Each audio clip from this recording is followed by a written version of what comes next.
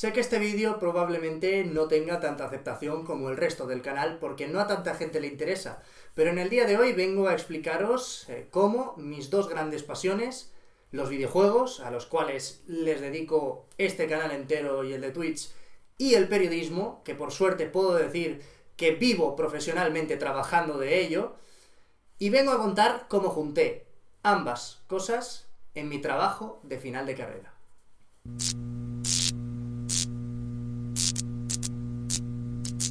Pues creo que la gran mayoría a día de hoy que me conoce ya sabe que yo estudié la carrera de periodismo en la Universidad Miguel Hernández de Elche y pues obviamente para poder terminar la carrera, obtener el certificado como que soy oficialmente un periodista, pues hay que pasar por el trabajo de final de grado, al igual que en cualquier carrera que te sacas. Vaya, creo que eso no es ninguna novedad, ¿no?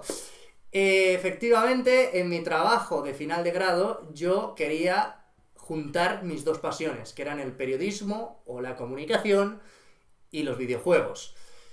La realidad es que el trabajo de final de grado, en un primer momento, no iba a ser de lo que os voy a contar hoy, sino que estaba más centrado en la comunicación de los estudios indies, de cómo estos estudios daban a conocer sus proyectos al mundo, de cómo se ponían en contacto con empresas más grandes, por ejemplo, Mercury Steam, desarrollando para Nintendo o para Konami sagas como Metroid o Castlevania, de cómo también se ponían en contacto con publishers como Extra Life, que ha publicado algunos desarrollos independientes, o incluso hablar con los creadores de la Indie Dev Day, que, bueno, para el que no lo sepa, es un evento que se hace todos los años en Barcelona, donde diferentes estudios indie tienen la posibilidad de llevar sus proyectos para enseñarlos al público.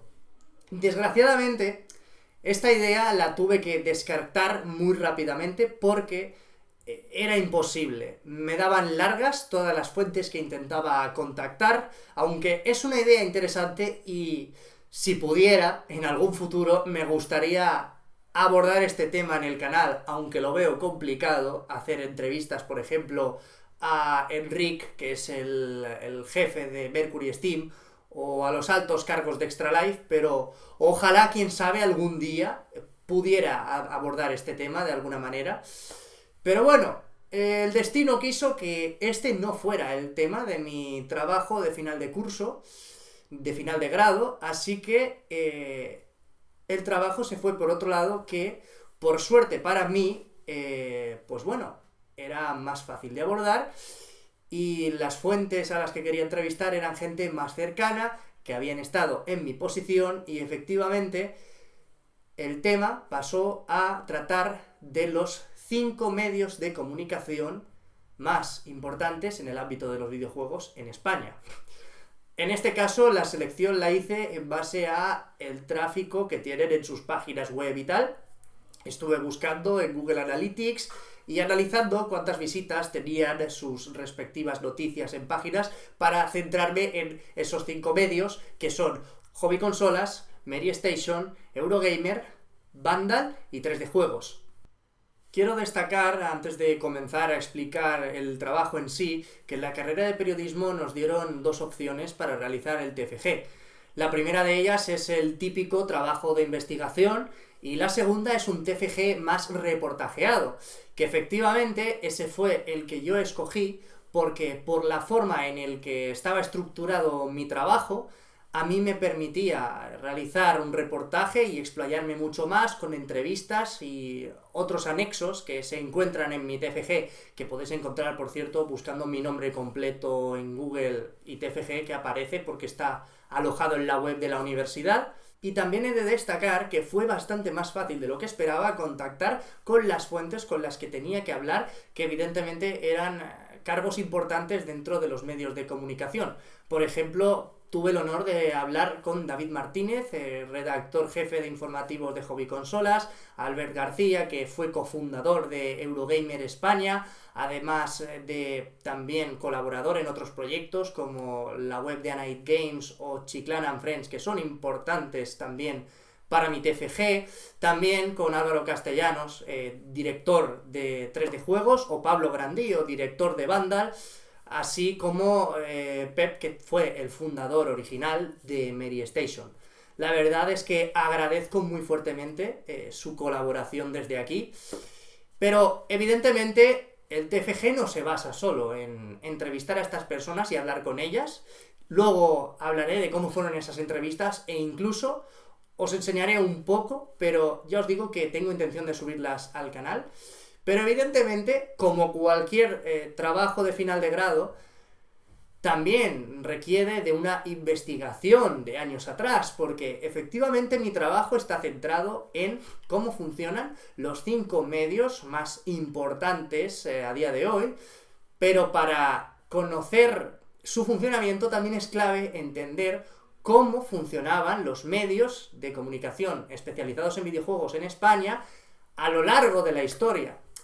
Y para ello, evidentemente, aparte de una tesis doctoral que estaréis viendo en pantalla, que me ayudó muchísimo también a entender ciertas cosas, este libro de David Martínez, precisamente, el redactor jefe de Hobby Consolas, que se llama De Microhobby a YouTube, también me ayudó a entender cómo nacieron las revistas de videojuegos en España, cómo fueron evolucionando, que además también recomiendo mucho leer este libro porque es súper interesante, tiene muchísimos datos a conocer de muchos medios que a día de hoy ya no existen. Por ejemplo, ¿qué pasó con la revista oficial Nintendo? Quizá mucha gente, la Nintendo Acción, mucha gente quizá no conoce la historia y aquí lo explican.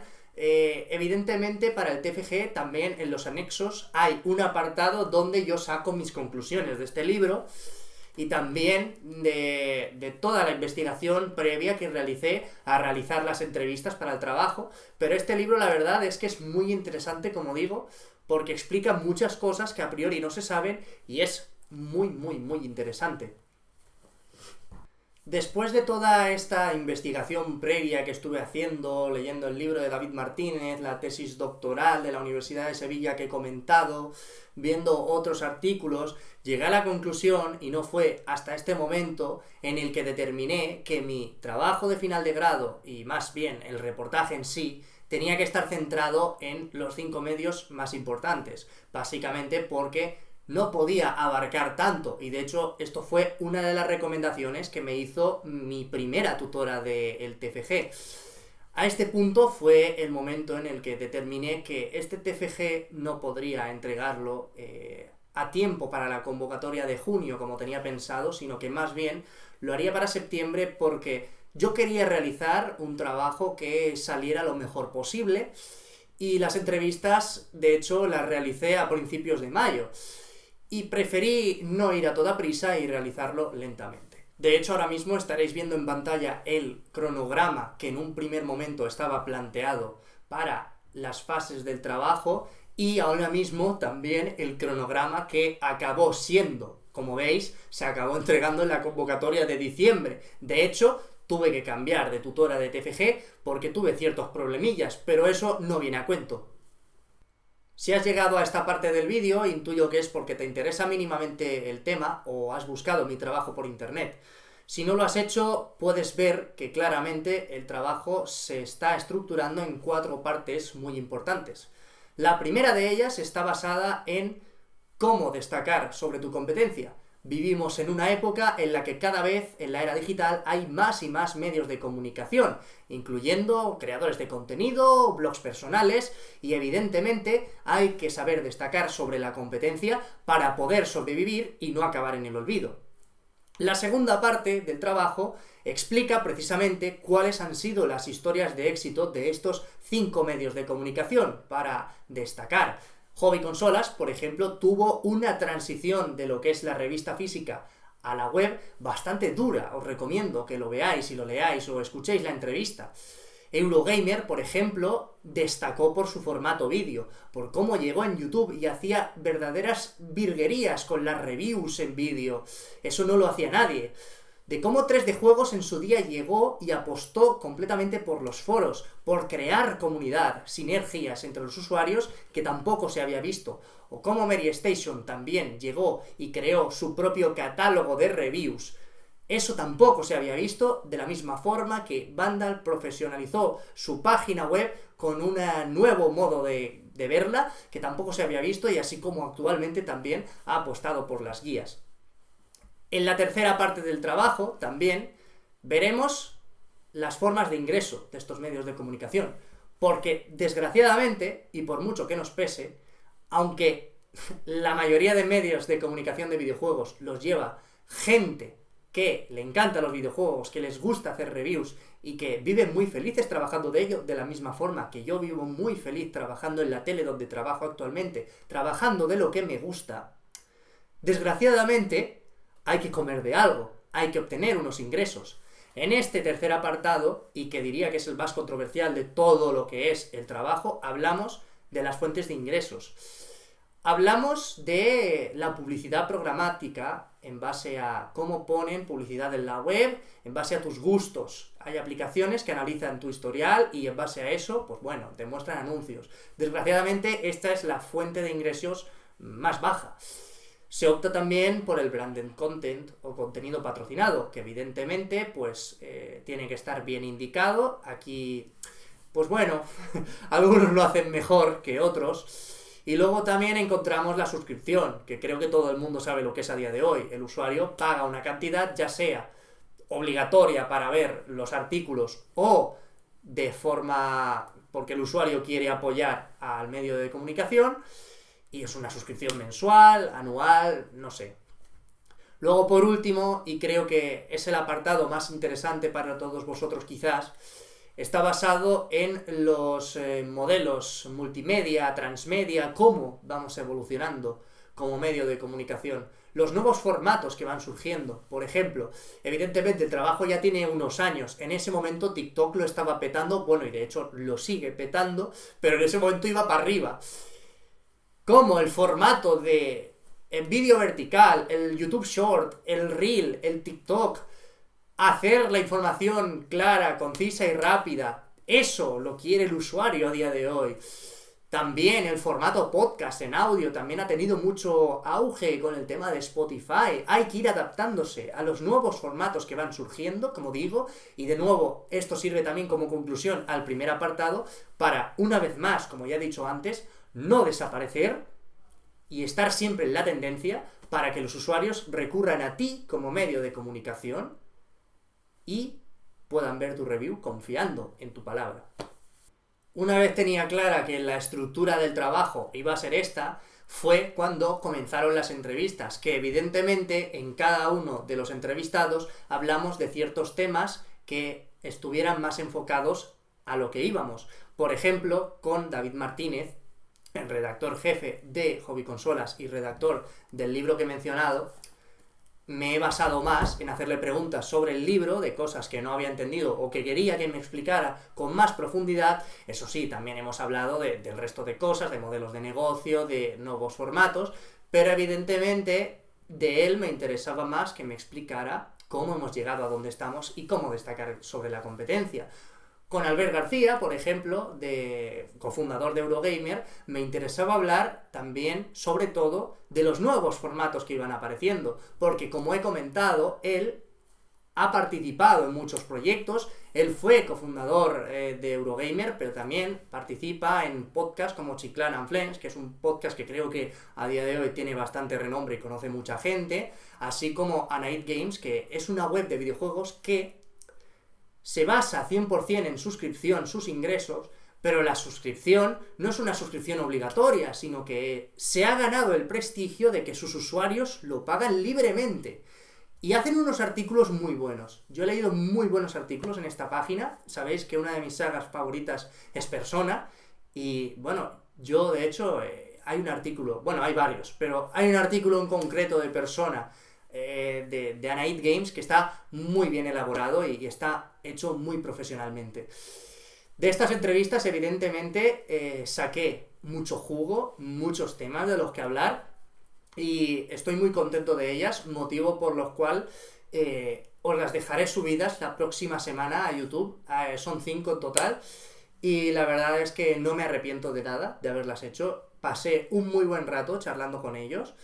Y bueno, al final son periodistas como yo, por eso digo que eran fuentes mucho más asequibles que las que en el primer tema que quería plantear, que pues bueno, supongo que se me iba un poco de madre, pero aquí fueron charlas bastante entretenidas, de tú a tú, de periodista a periodista, que no me puedo quejar como fueron. Una vez el trabajo fue publicado en mi perfil de Medium, que es una red social para redactar cosas que de hecho pertenece a Twitter. Bueno, a día de hoy no sé si pertenece a Elon Musk o al anterior creador de Twitter, la verdad. Pero pertenecía a Twitter en su día cuando se publicó esto. Sigue publicado a día de hoy, por supuesto, además de estar todo lo que es el anexo y las entrevistas y tal en la web de la universidad. Pues después de esto, el trabajo no termina aquí. Hay una última fase del trabajo, ya os digo que esto, aunque no fuera un TFG de investigación, también tiene muchas fases y partes.